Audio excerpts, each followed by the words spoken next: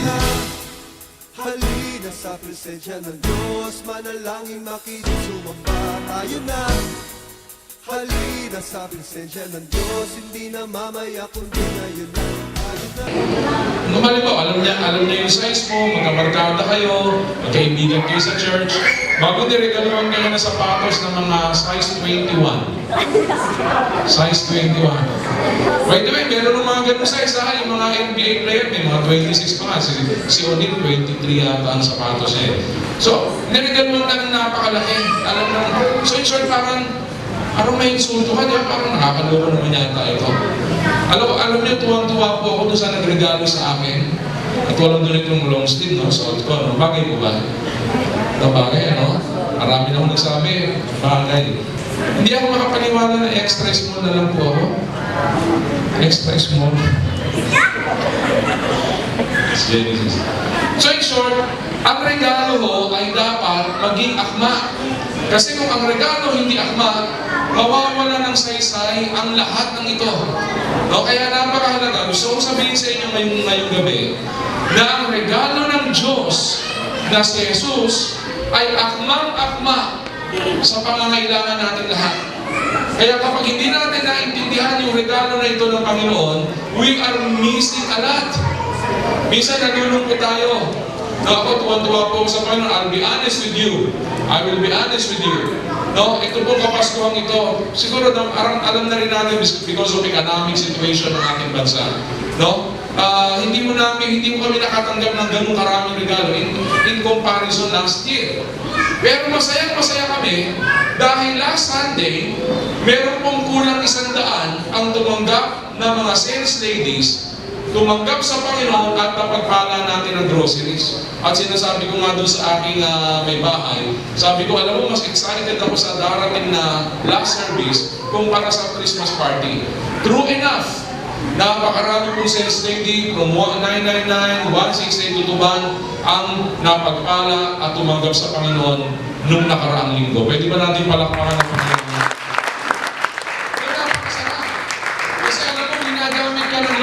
Meron nangyayari. Ngayon, tingnan po natin, the significance of Christmas.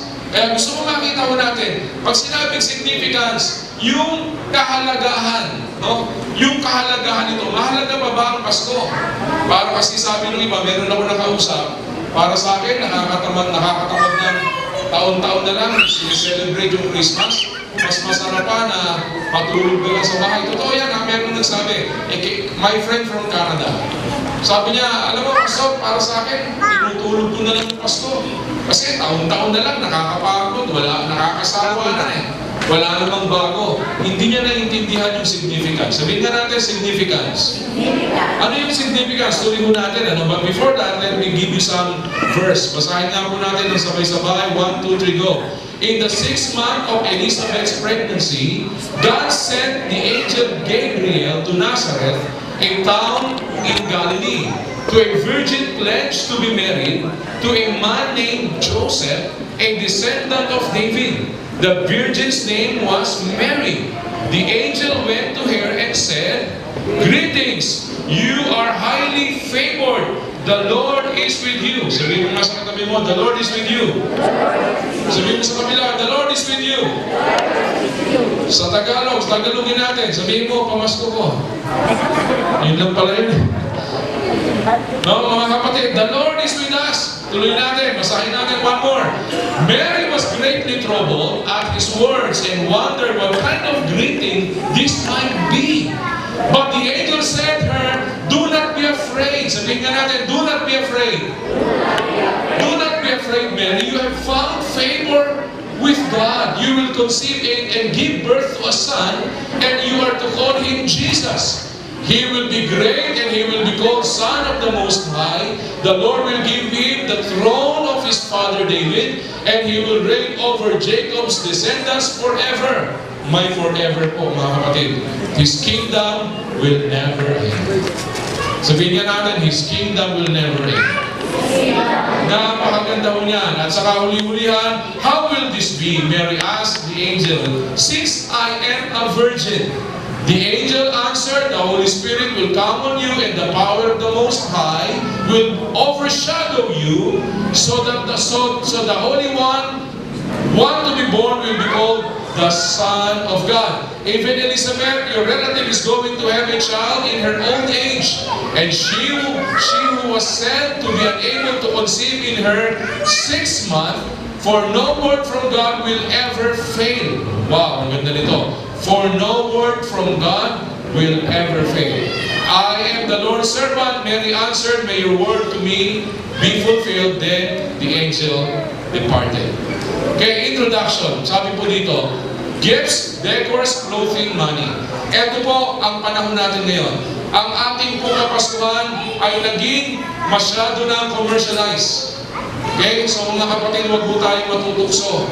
Huwag po kayong magkakaroon ng feeling of inferior. Yung sinasabi natin, nagkakaroon tayo ng inferiority complex. Parang pakiramdam natin, mas masaya ang Pasko dahil mayayaman, ang gaganda ng bahay, ang kanilang mga Christmas ay tinatawag na White Christmas dahil nagki-Christmas sila sa New York, nagki-Christmas sila sa Japan, nagki-Christmas sila sa Sydney, sa Australia, sa Canada, na kung saan mayroong mga snow. At sabi nila, what a wonderful way to celebrate Christmas in a white environment. Mga kapatid, kahit na ikaw ay nandyan sa gilid ng Boracay, nandiyan ka sa gilid ng Dagupan Bridge, na ang tawag dyan ay Boracay, we can still celebrate Christmas dahil ang tunay na diwa ng Pasko wala sa material na bagay, nasa puso ng taong kumikilala kay Jesus. Amen? Kung naniniwala ka, bakit hindi ko palakpakan ng malakas? Sabihin nga natin, Happy Birthday, Jesus! That's the spirit of Christmas. Kaya huwag tayong mainit. Ang ganda ng bahay, ang gaganda ng kanilang mga regalo. Mga kapatid, I tell you, walang regalo na hindi maluluma. Isa lang ang mamaya, yung promise ko sa inyo, the less of Jesus. No? Bibinigyan ko sa inyong hint. Mamaya, ipapakita ko yan sa ating conclusion. Now, let's continue. Kaya sabi nito, compound Christmas is a compound word originating in the term Christmas is derived from Middle English Christemase. Okay, so para sinasabi na celebration for Christ.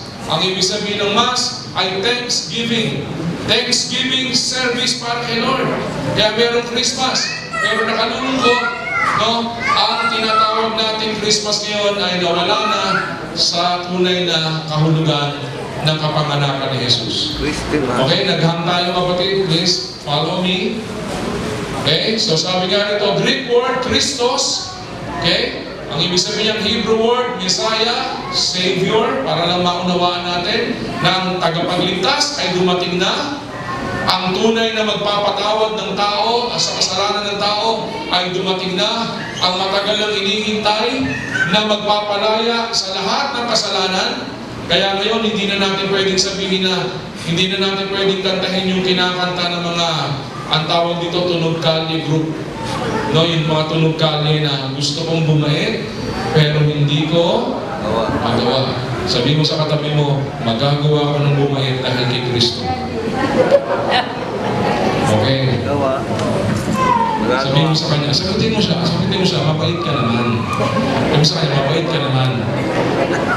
Hindi lang mo, hindi ka mabait. Pwede ba natin palakpakan ng Panginoon lahat ng kinabay ng Panginoon? Latin word, Mesa. No, Mesa o Messiah, Latin word. Okay? Ang Latin po kasi ang isa sa mga matatandang salita. After mo ng mga Hebrew, Greek, etc. Yan po yung mga sumunod na mga tinatawag natin major na language o major na salita na ginamit, mga Latin. Okay, so yan po yung background na the significance of Christmas. Natuloy po natin. Christmas is about giving. Yan po yung essence. Kaya lang ang problema, nagpalitan ng regalo sa opisina, nagpalitan ng regalo sa reunion, nagpalitan ng regalo sa mga magbabarkada, nagpalitan ng regalo sa mga magkaka-eskwela, pero nakalimutan regaluhan yung tunay na mayroong kaarawan. No, bakit sinabi natin Christmas is giving? Because God, John 3:16, for God so loved the world that He gave His only begotten Son. Ang ibig sabihin ng Christmas is about giving. Dahil mayroong Diyos na naawa sa tao. Mayroong Diyos na nahabag sa tao na hindi niya kayang iligtas ang sarili niya, kaya ibinigay niya ang kanyang kaisa-isang anak na magdadala ng buhay na walang hanggan sa lahat ng kumilala sa Panginoon. Are you happy you belong to Christ? Are you happy? Do you belong to His family? Kung happy ka, palakpakan mo ang Panginoon because you belong to Jesus. Because Jesus became our Savior. Because Jesus is the way, the truth, and the life.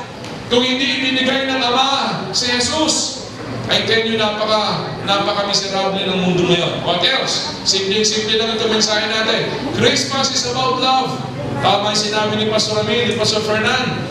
Dahil ang nag-udyok sa Diyos kung bakit niya ibinigay ang kanyang anak. Kung bakit niya in-offer, alam niya na ang anak niya sasalbahin ng tao. Pahihirapan, ipapako sa krus, at pararatangan ang kung ano-ano. Ngunit sa kabila ng lahat ng ito, Christmas is about love. Sabihin nga natin, love. Sigaw natin ng malakas, love. Yan ang kulang sa mundo ngayon. Yan ang maraming problema ngayon. Kaya maraming kaguluhan, may riot dito, may patayan. Lahat ng mga kasamaan na laganap ngayon dahil sa kakulangan sa pag-ibig. Kung meron ng pag-ibig, siguro walang ISIS. Kung siguro ang pag-ibig lang ang pinairal, siguro walang mga Abu Sayyaf. Siguro walang mga patayan ng mga politiko na parami na ng parami ang mga ina-ambush ngayon. Kaya ngayon, pag tinignan nyo sa internet, ang bentahan ng mga sasakyan, ang dami mo nagbebenta, mga 5 to 10 million na mga SUV na bulletproof. Bakit to? Bakit magulo ang tahanan? Bakit nagkakahiwalay ang mag-asawa? Bakit nagkakaroon ng pagre-rebelde ang bata laban sa kanyang magulang?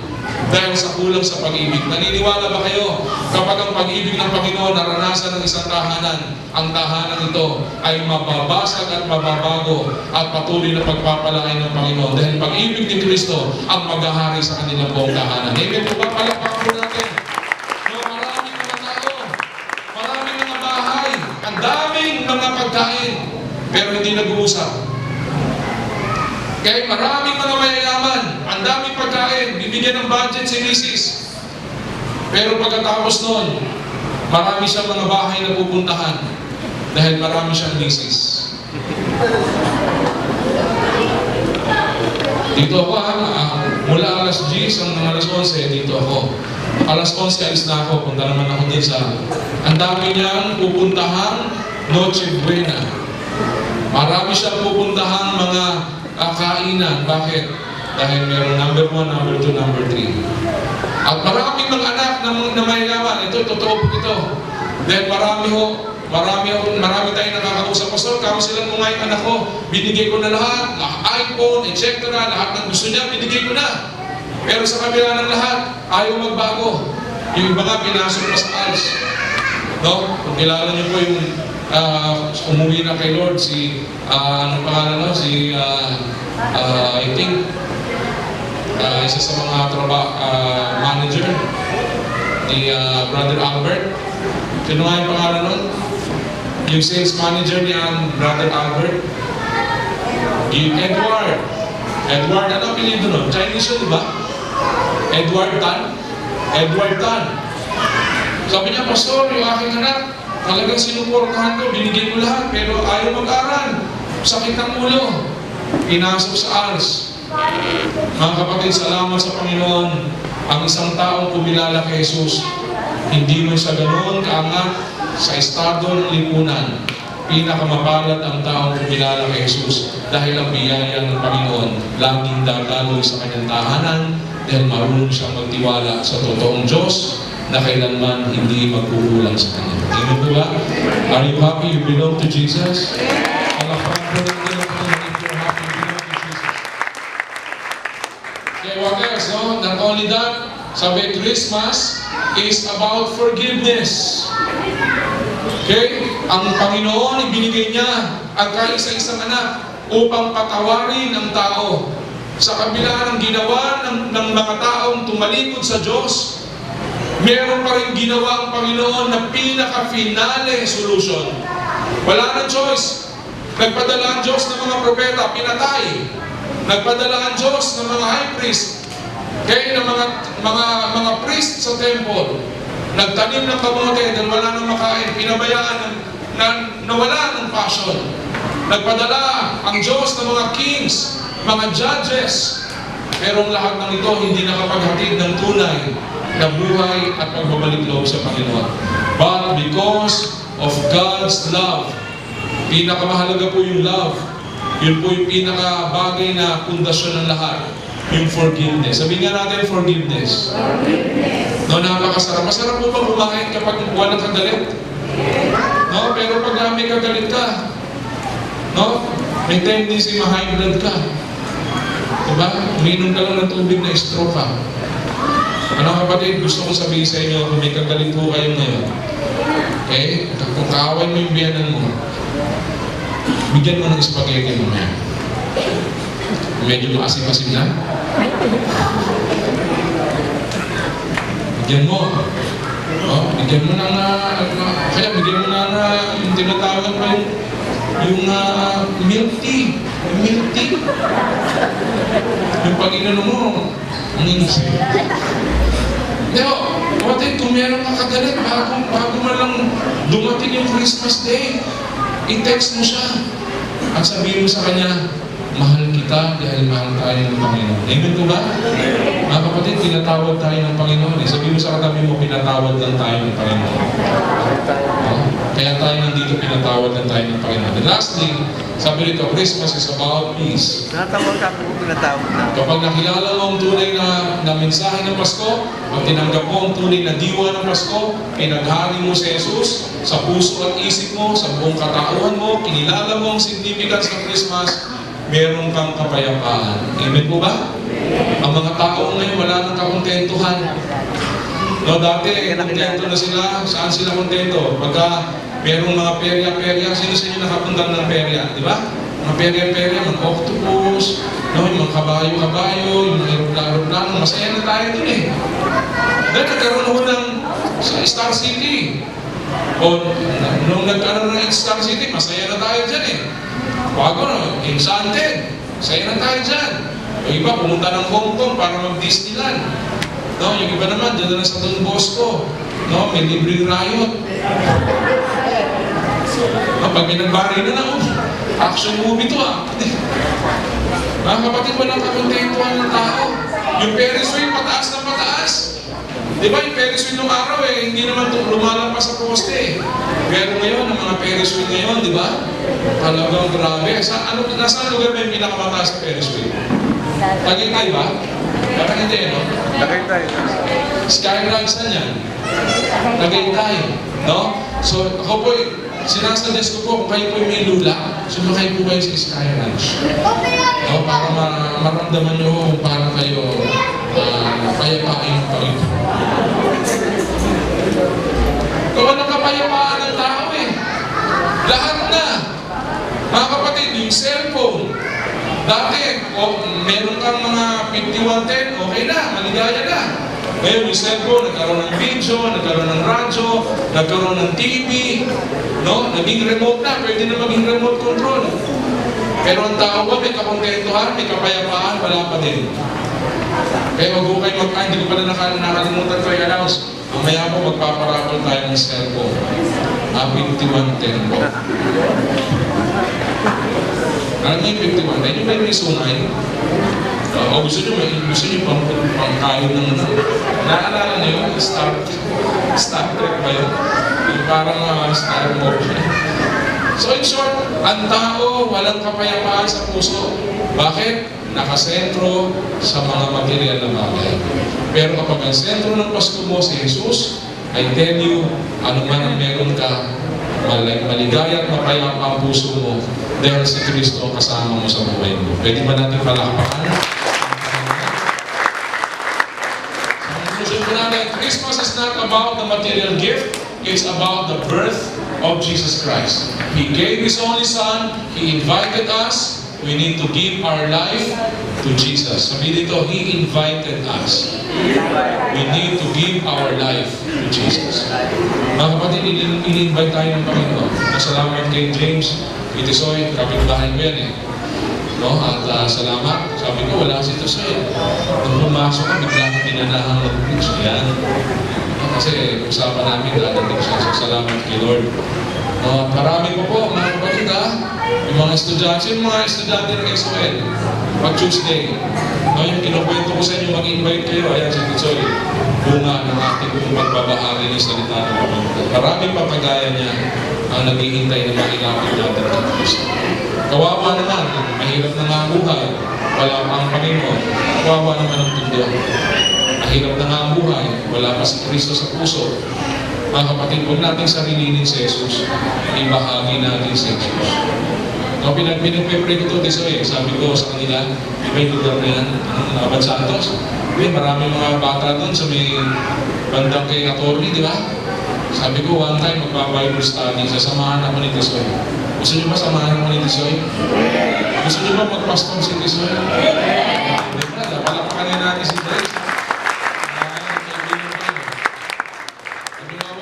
Kaibigan ko yan. At may bahay yan. Pangalan mo rin, may bahay mo. Evelyn, yun po ang aking problema. Yung aking memory sa mga name. Okay, so, tingnan natin yung less of Jesus. So, gusto kong makita nyo kung gaano tayo ka-proud na si Jesus ay tinanggap natin. Okay, pwede ba natin yan? I-flash yan, kapatid? Okay na ba yan, Jason? Okay, good. Okay, tingnan natin the less of Jesus. Parang sinabi mo, the less of Jesus, o Jesus lesses. Parang negative ang dating, Jesus is much less. Ano ibig sabihin mo? Much less, okay, paki-flash mo na, kapatid, sige, hindi na ako mag-clip dito. Flash mo na. Unequaled, incomparable. Wala kang pwedeng ipantay kay Jesus. Sabihin mo ng pinakamayamang tao, bilyonaryo, sino ba yan? Bill Gates ba yan? O sino man yung mayamang nilalang sa panahon natin? Jesus is much less. Unequal, incomparable. Another less. Okay? Timeless. Ano ibig sabihin ng timeless? Independent of time. Okay? Independent of time. Eternal. Ano ang bagay dito na hindi kayang lumain ng panahon? Okay? Ano ang bagay? Pastor, lupa. Hindi nawawala ang lupa. Oops, teka muna. Nagkakaroon ng sinkhole. May mga lupa na nabubura sa mapa. Kinakain ng dagat. Okay? May mga buro na biglang nawawala. Kapatid, independent of time, eternal. What else? Not only matchless, timeless. Ito matindi. Priceless si Jesus. Bakit? Of inestimable worth, beyond valuation, walang presyo, invaluable, extremely amusing, or ridiculous. Bigat ng mga salita. Si Jesus, tandaan niyo ito why we need to be thankful we belong to Jesus. Number one, because Jesus is matchless. What else? Jesus is timeless. Jesus is priceless.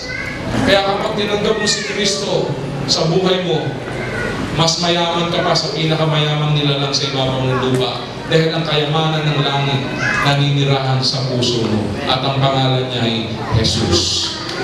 Amen? Ngayon po tayo lahat, palakpakan po natin. Sige po, tuloy natin yung palakpak natin sa